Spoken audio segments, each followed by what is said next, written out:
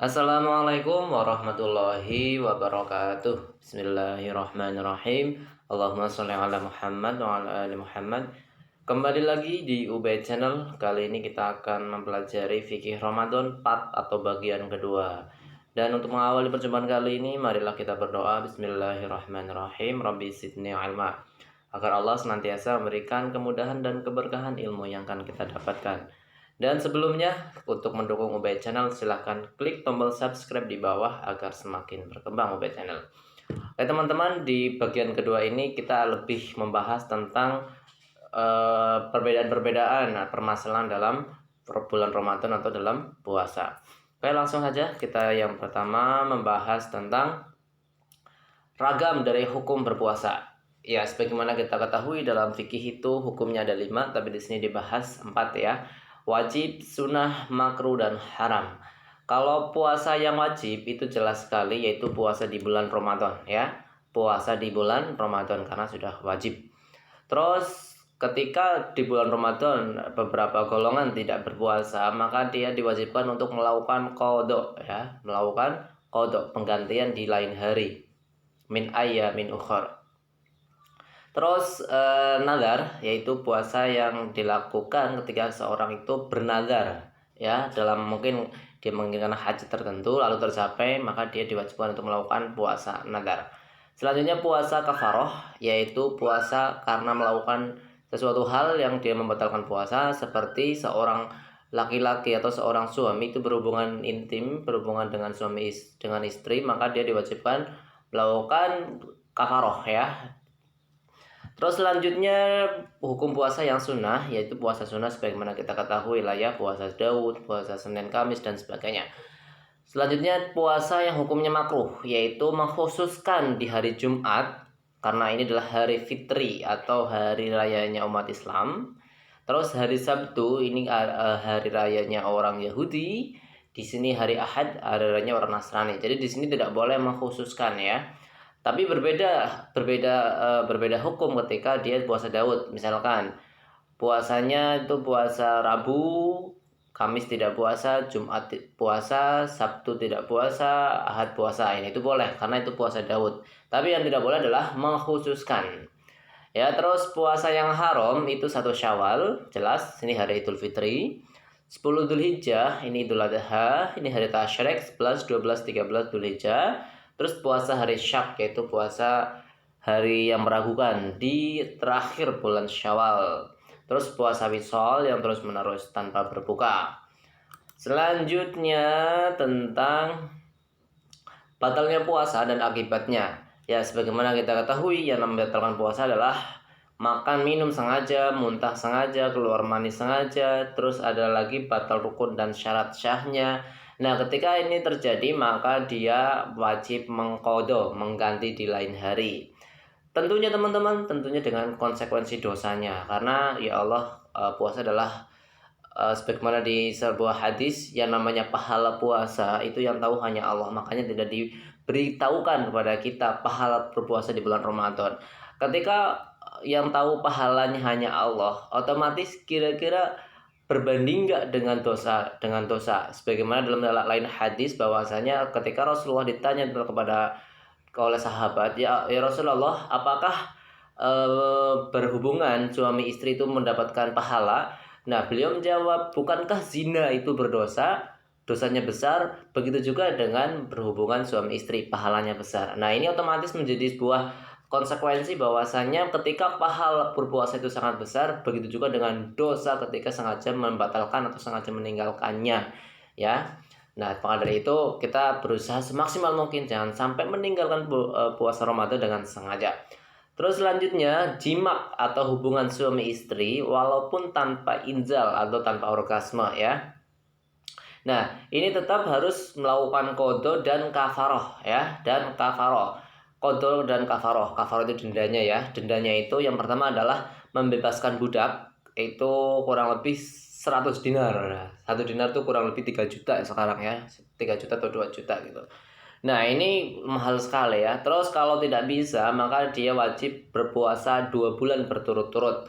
Nah, terasa ini sangat berat gitu ya. Orang 1 bulan aja Ramadan itu berat, apalagi ini 2 bulan berturut-turut. Nah, kalau tidak bisa memberikan makan sebanyak 60 miskin. Selanjutnya tentang rukhsah atau keringanan ya. Ini Allah memberikan keringanan karena agama Allah Islam adalah agama yang memudahkan ya. Yang pertama adalah orang yang punya sakit ya, sakit tapi ini punya potensi sembuh ya, punya potensi sembuh. Ketika semakin parah atau pulihnya atau sembuhnya tertunda, maka dia wajib mengqadha nanti di hari yang lain. Terus kalau orang sedang dalam perjalanan atau disebut dengan musafir, di mana kriteria perjalanannya itu bisa dilakukan qashar salat kurang lebih dengan jarak 83 km, maka dia boleh tidak berpuasa dan tapi dia nanti wajib untuk qada ya, wajib qada. Ini perbedaannya dengan di atas tadi. Kalau di atas seperti makan sengaja, minum sengaja, dia wajib mengqada tapi punya konsekuensi dosa gitu ya. Tapi kalau ini, kalau orang yang safar itu dia qada, wajib mengqada tapi tidak punya konsekuensi dosa ya. Terus bagi orang yang tidak mampu dalam hal ini, itu ada lanjut usia, sakit yang tidak sembuh, mungkin sakit permanen gitu ya. Terus orang yang hamil atau menyusui gitu ya. Nah, ketika dalam kriteria ini, misalkan lanjut usia dan sakit yang tidak sembuh, dia itu wajib membayar fidyah ya, wajib membayar fidyah karena dia sudah lanjut usia, mbah-mbah misalkan ya udah nggak bisa, udah fisiknya lemah, dia qada pun udah nggak sanggup gitu, maka dia membayar fidyah. Terus kalau ibu-ibu yang sedang hamil atau menyusui, ini ulama berbeda pendapat antara nanti dia itu melakukan qada di hari lain atau membayar fidyah. Nah, ini berbeda pendapat, nanti insya Allah kita bahas di slide berikutnya.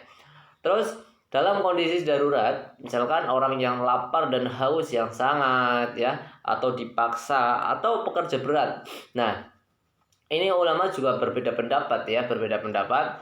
Dan ada yang berpendapat bahwasanya ketika seorang bekerja berat ya, bahkan dikatakan karena pekerjaan yang berat itu kalau tidak segera makan, minum, makan nanti dia mungkin akan kematian gitu ya. Akan tetapi di sini boleh diadakan, boleh berbuka ya, boleh makan ketika siang hari dia sudah benar-benar di ujung kelaparan gitu ya, dia boleh berbuka. Tapi dengan catatan malamnya dia memang sudah berniat puasa ya, lalu berbuka saat tidak kuat dan menghormati Ramadan. Nah, ini yang menjadi solusi bagi orang-orang yang bekerja berat. Akan tetapi Allah itu maha tahu ya apa isi hati manusia. Jangan-jangan dia memang sudah beralasan untuk tidak berpuasa ya. Allah alam. Ini boleh untuk melakukan qada. Terus orang yang haid dan nifas ini malah haram berpuasa ya. Haram berpuasa dan dia wajib qada. Selanjutnya tentang sholat raweh. Nah, ini tentang sholat raweh. Sholat raweh ini bukan tahajud ya, karena sholat raweh bisa dikatakan qiyamul lail sebagaimana Rasulullah lakukan. Nah, dulu Rasulullah itu melakukan sholat raweh lalu ditinggalkan lalu dihidupkan kembali oleh sahabat Umar radhiyallahu anhu. Nah, hukumnya itu sunnah berjamaah dan boleh sendirian di rumah. Nah, lalu berapa rakaatnya? Yang pertama adalah dari Imam Hambali, mazhab Hambali ini yang diikuti oleh Ibnu Taimiyah. Ini rakaatnya tanpa batasan ya. Kalau jumhur itu 20 rakaat, kalau Maliki itu 36 rakaat, kalau sebagian ulama itu ada yang mengatakan 8 rakaat. Selanjutnya, nah ini beberapa pertanyaan atau perbedaan dalam mazhab terkait dengan puasa Ramadan. Yang pertama adalah, haruskah ikut Ramadan negara lain? Jadi ketika negara kita, misalkan ketika melihat hilal itu tidak tampak hilal sama sekali, ya, apakah kita boleh atau wajib mengikuti negara lain yang sudah tampak hilalnya? Kalau mazhab Hanafi itu wajib ikut, mazhab Maliki wajib. Kalau mazhab Syafi'i itu tidak harus ikut. Kalau mazhab Hambali juga wajib ikut. Selanjutnya ketika puasa di hari syak ya, yaitu di hari yang meragukan. Yaitu contohnya di hari terakhir 30, bukan. Di hari terakhir pokoknya ya di bulan Syawal. Jadi ketika bulan Syawal kita di terakhir itu mencari atau menunggu hilal. Ketika hilal sudah tampak maka masuk ke bulan Ramadan. Jadi di hari terakhir itu diharamkan atau bagaimana hukumnya puasa di hari itu. Kalau mazhab Hanafi itu tidak makruh, dengan catatan bila niat puasa sunnah, ya. Kalau Maliki itu haram, ya, kecuali yakin itu bulan Sya'ban. Kalau mazhab Syafi'i itu haram dan tidak sah. Kalau mazhab Hambali itu makruh, ya. Selanjutnya tentang haruskah niat puasa Ramadan tiap malam, ya. Kita ketahui yang namanya rukun puasa adalah yang pertama niat, yang kedua adalah imsak, yaitu menahan. Nah, pertanyaannya sekarang adalah apakah kita harus meniatkan puasa Ramadan setiap malam? Nah, ini berbeda juga. Cuma yang berpendapat harus niat setiap malam itu mazhab Hanafi, mazhab Syafi'i, dan mazhab Hambali. Nah, mazhab Maliki itu membolehkan untuk niat di malam pertama dengan niatan sebulan penuh untuk melakukan puasa Ramadan.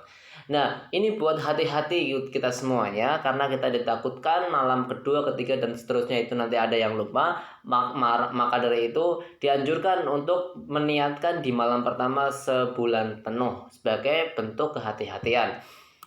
Selanjutnya,